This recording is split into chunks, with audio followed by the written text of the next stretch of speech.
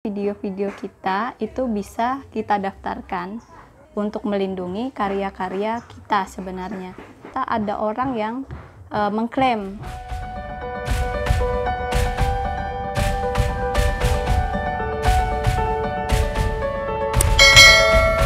Hai, Assalamualaikum warahmatullahi wabarakatuh.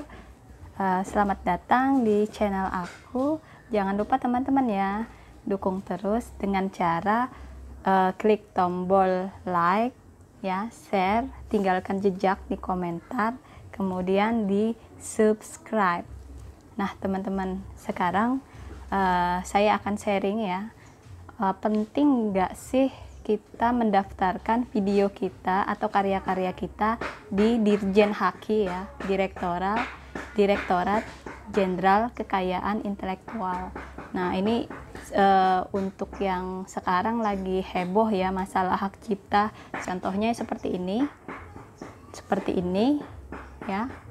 Nah jadi sebetulnya video-video kita itu bisa kita daftarkan ya di Dirjen HAKI atau Kekayaan Intelektual Hak Cipta. Nah jadi untuk melindungi karya-karya kita sebenarnya.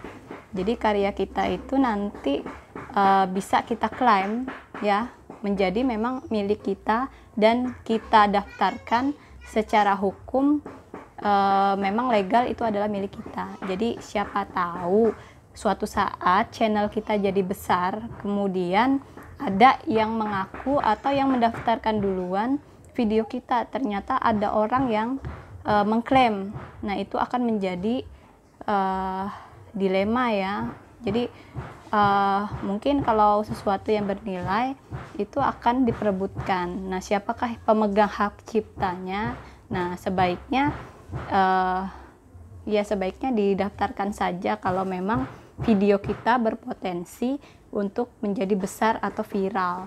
Nah jadi biasanya kan banyak itu diambil video-video ya dari sana dari sini. Nah apakah hak ciptanya itu dilanggar atau seperti apa? Supaya lebih yakin kita bisa mendaftarkan di Direktorat Jenderal Hak Kekayaan Intelektual. Jadi terdaftar atas nama kita, individu pribadi. Kalau kita mau atas nama orang lain juga bisa sih, atau kita jual hak kita. Nah masalah jual beli ini ya, jadi kalau hak yang sudah kita ciptakan kemudian sudah kita daftarkan, kemudian nanti kira-kira diklaim atau kita mau jual atau sebagainya ya bisa. Nah nanti ada pemegang data kuasa dan lain-lain. Tapi kalau kita tidak pernah mendaftarkannya, nah mungkin akan lemah di mata hukum. Nah itu ya, jadi penting nggak sih? Menurut saya penting banget video kita didaftarkan di HKI ya, Direktorat Jenderal Hak Kekayaan Intelektual. Ini untuk mengamankan dan menjaga ciptaan kita. Untuk lagu yang kita ciptakan, aransemen yang kita ciptakan, nah itu juga mestinya kita lindungi dengan cara mendaftarkan. Memang biayanya mungkin 400.000 atau 600.000 ya, tetapi kalau nilai itu naik mencapai jutaan, apalah arti sebuah yang ratusan ribu itu. Nah untuk nanti dipermasalahkan atau apa bagaimana, ya sebaiknya lindungi saja. Nah ikuti cara-caranya sebagai berikut. Oke, jangan lupa dukung terus channel ini dengan cara like, share, komen, dan subscribe. Terima kasih teman-teman.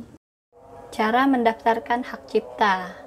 Nah sekarang kita online dulu, kita masuk ke Google, klik kita ketikkan login hak cipta, kemudian muncul ya login Direktorat Jenderal HKI. Kalau belum ada, create your account, kemudian pendaftaran user atau hak ciptanya ya, kita daftar akun dulu. Untuk semua ini kita isi, ada email, kata sandi, lengkap, nomor KTP, tanggal lahir, kemudian kita daftarkan. Setelah itu kita dapat verifikasi. Setelah diverifikasi baru kita bisa masuk ke akun kita ya. Ingat diverifikasi dulu, karena saya sudah pernah ya diverifikasi, makanya saya langsung masuk di member login. Nah jadi ini masukkan user dengan password, kemudian login ya. Nah, ini adalah tampilan utama pada sistem informasi hak cipta kekayaan intelektual. Nah, di sini ada dashboard ya. Kemudian ada pemohon baru dengan daftar ciptaan. Kalau sudah pernah pasti ada daftar ciptaannya. Nah, ini contoh punya saya ya. Jadi saya sudah pernah 2 kali mendaftarkan hak cipta. Nah, di sini ada datanya ya. Tinggal ditambah karena saya sudah punya. Nah, ini bisa di-download surat pernyataan. Ada 2, kalau individu cukup yang pertama saja kita isikan. Nah, sekarang kita ambil permohonan baru. Nah, ini di-download ya, yang di sini itu suratnya.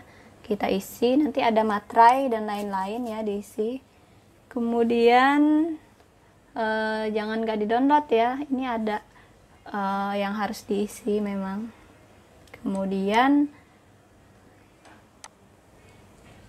untuk umum, nah ini banyak sekali jenis ciptaannya. Misalkan karya seni itu ada banyak ya karya seni. Nah, ini kita pilih-pilih di jenis ciptaan. Nah, kemudian misalkan kita mau karya musik, nah itu silahkan dipilih, ada lagu, musik, aransemen, musik dangdut, country, dan lain-lain ya. Jadi sudah banyak sekali pilihannya, yang kita ciptakan kita masukkan saja, ada musik-musiknya. Nah, kemudian kita pilih, misalkan kita punya karya audio visual.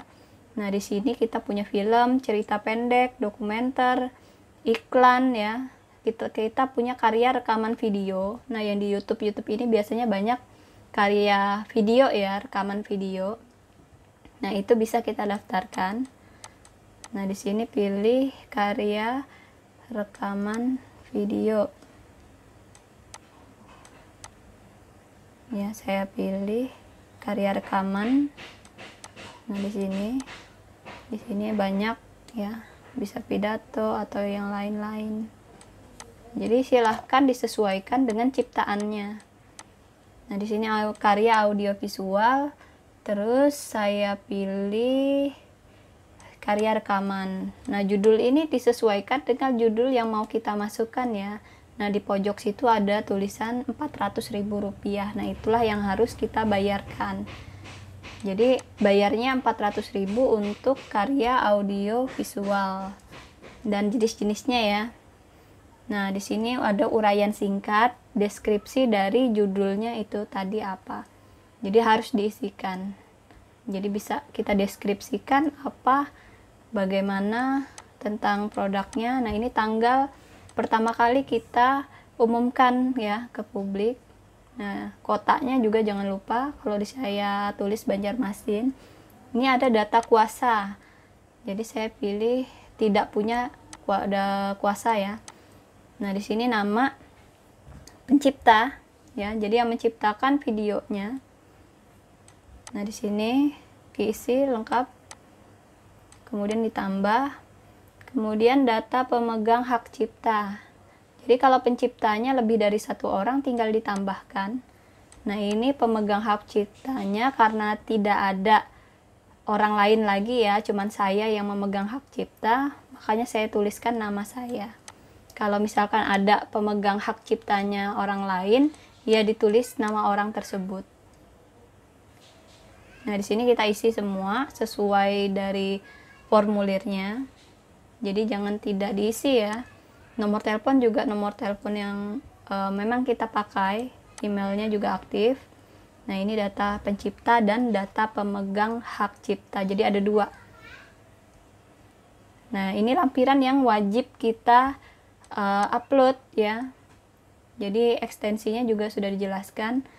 Misalkan di sini ciptaannya kita tadi rekaman audio ya.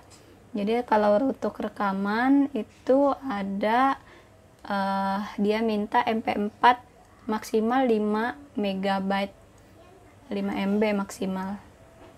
Nah, untuk video rekaman ya tipenya MP4. Nah, misalkan kita submit, nah inilah 3 poin yang harus kita isi wajib.